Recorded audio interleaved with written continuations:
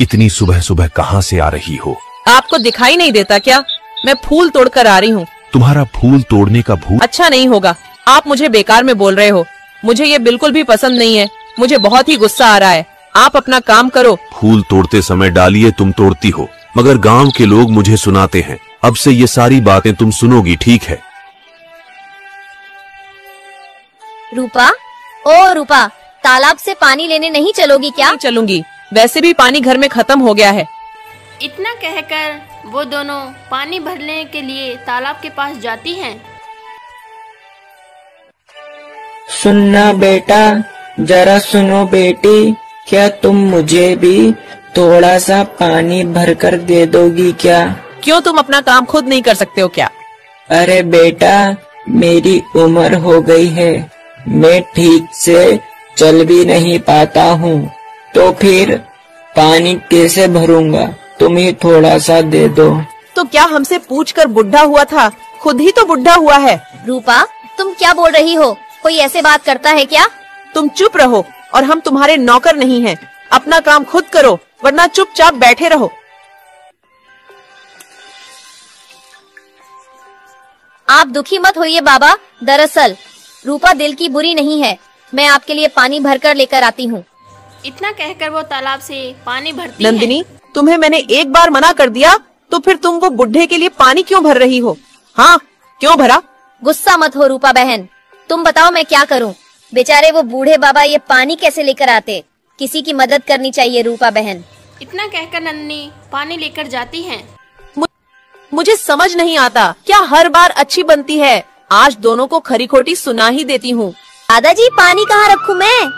मेरे घर के अंदर रख दोगी क्या बेटी?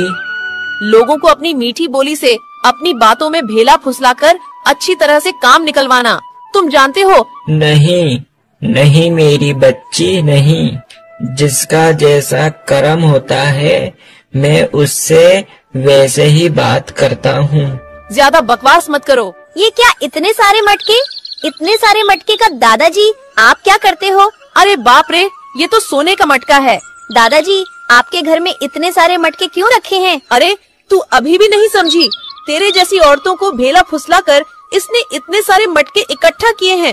बेटा, इन मटकों के अंदर गुप्त धन है। बाबा, आप भी ना मजाक मत कीजिए। बताइए ना, आपके घर में इतने सारे मटके क्यों हैं? अरे बेटी, मुझे मटके रखने का शौक है। इन मटकों को देखकर मुझे खुशी मिलती है। इसकी खुशी मुझे देखी नहीं जा रही है। मैं केवल मटके रखता नहीं, किसी जरूरतमंद को मटके दे भी देता हूँ। उससे मुझे और भी खुशी मिलती है। अगर मैं तुमसे मटका मांगूंगी तो मुझे तुम मटका दे दोगे क्या? हाँ हाँ, क्यों नहीं, मैं तुम्हें भी मटका दे दूंगा। मगर मैंने तो पानी भरने से इनकार कर दिया था। तो क्या हुआ? वो तुम्हारा कर्म था बेटी। मेरा कर्म किसी जरूरतमंद की मदद करना है। फिर मुझे वो सोने का मटका दे दो। मगर बेटी, तुम्हें अभी मटके की क्या आवश्यकता है? तुम्हारे हाथ में मटका है तो सही। अच्छा, मतलब मेरे पास ये मटका नहीं होना चाहिए रूपा था। को रात में भी नींद नहीं आती है। वह मटके को लेने की सोच रही थी। कैसे भी करके कल मुझे वो सोने का मटका चाहिए, लेकिन ये कैसे होगा? मुझे वो बुढ़ा नहीं जानता है। अरे तुम इतनी रात में यहाँ क्या कर रही हो? चलो सोने चलते हैं। तुम होते कौन हो मुझे बोलने वाले? चुपचाप से जाकर सो जाओ। मिल गया, मिल गया। अब कल मजा आएगा। कल वो नंदिनी को पता चलेगा। बेवकूफ हमेशा धोखा ही खाते फिर हैं। अगली सुबह रूपा नंदिनी के पास जाती है और उससे बोलती है। नंदिनी, ओ नंदिनी, पानी लेने नहीं चलोगी? अरे इतनी सुबह सुबह तुम्हारी नींद कैसे खुल गई? रूपा बहन, घर में पानी खत्म हो गया है, इसलिए जल्दी जा रही हूँ। चलो जल्दी चलो। अरे बाबा रुको जरा, मटका तो लेकर आने दो, आती हूँ। फिर वो दोनों पानी लेने के लिए तालाब के पास जाती हैं।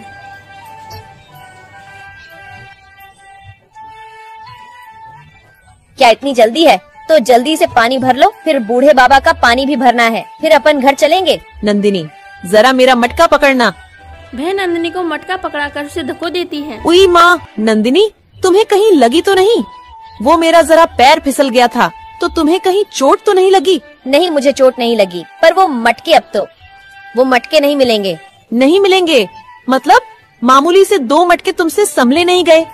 अब मैं कैसे पानी भर के ले जाऊंगी? गुस्सा मत हो रूपा, वो अचानक से तुम्हारा धक्का लगा मुझे। तुम क्या बोलना चाहती हो? क्या बोलना चाहती हो कि मटके मेरे कारण गिरे पानी में, यही मतलब है ना? मैंने ऐसा थोड़ी ना कहा, मेरे कहने का मतलब था। मतलब अभी तो कहा तुमने, कैसे भी करके मुझे मेरा मटका मुझे वापस चाहिए अभी। अरे वो मटका तो अब नहीं मिल सकता रूपा बहन, मैं तुम्हें घर जाकर एक नया मटका दे दूंगी।